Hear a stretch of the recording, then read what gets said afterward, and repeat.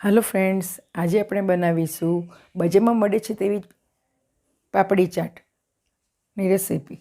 તો તેના માટે મેં અહીંયા 250 ગ્રામ મેદો લીધો છે। 50 ગ્રામ મેં આગળ તેલ લીધું છે, તેને ઉમેરી દઈશું। 3/4 ટીસ્પૂન મીઠું લીધું છે। 1/2 ટીસ્પૂન અજમો લીધો છે। અજમાને આપણે આ રીતે હાથેથી મસળીને ઉમેરીશું। બધી વસ્તુ આપણે સારી રીતે મિક્સ કરી દઈશું। ને આ રીતે સરખી રીતે મોઈ લેવો ખૂબ જ જરૂરી છે। આ રીતે મુઠ્ઠી પડતું મોવણ રાખવાનું। પાણી ઉમેરીશું અને લોટ આપણે બાંધતા જઈશું।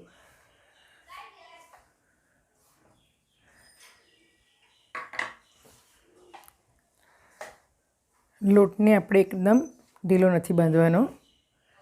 થોડું થોડું પાણી ઉમેરીશું અને લોટ બાંધતા જઈશું। આ રીતે ઉમેરતા જઈશું। અહીંયા આગળ મેં તેલનો ઉપયોગ કર્યો છે મોવણમાં। તમે ઘી પણ લઈ શકો છો।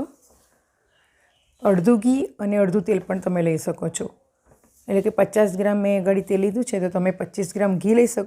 25 ગ્રામ ઘી અને 25 ગ્રામ તેલ લઈને પણ તમે લોટને મોઈ શકો છો। આ રીતે મિક્સ કરતા જઈશું।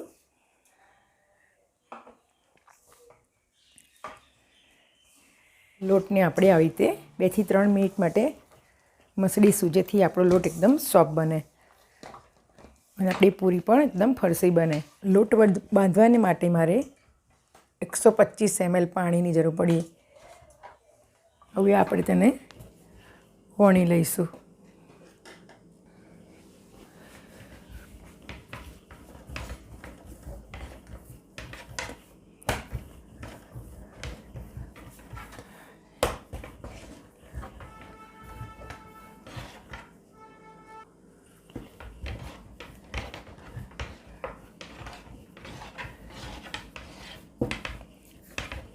આ રીતે વણી લેવાનો રોટલો મોટો।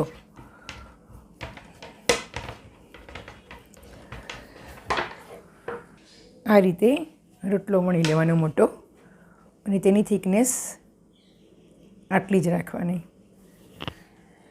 આ રીતે કોઈ ઢાંકણું હોય તેની મદદથી આપણે તેને રાઉન્ડ શેપ આપીશું।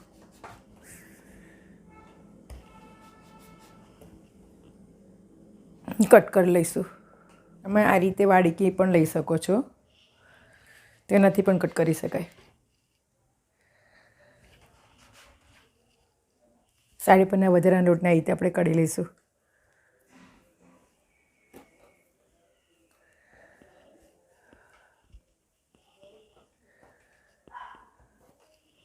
પૂરી પર આ રીતે કટ લગાવીશું, આ રીતે, જેથી આપણી પૂરી તરતી ઘડે ફૂલે નહીં। વિડીયો પસંદ આવે તો વિડીયોને લાઇક કરજો। કુક વિથ ફાલ્ગુની ચેનલને સબસ્ક્રાઈબ કરજો। બાજુમાં આપેલા બેલ આઇકનને જરૂરથી પ્રેસ કરજો, જેથી તમને મારા નવા વિડીયોની નોટિફિકેશન મળતી રહે। હવે આપણે તેને ધીમા તાપે તળીશું। તેલને આપણે ચેક કરી લઈશું। તેલ આપણું થઈ ગયું છે। હવે આપણે પૂરીને તેલમાં ઉમેરતા જઈશું। ધીમા તાપ પર જ પૂરીને તળવાની। તમે જોઈ શકો છો પૂરી એની મેતે જ ઉપર આવવા માંડી છે। આ રીતે પૂરી ઉપર આવે પછી પૂરીને આ રીતે પ્રેસ કરવાની અને એક બાજુ થવા દેવાની પૂરીને। પૂરીને આપણે પલટાઈ લઈશું।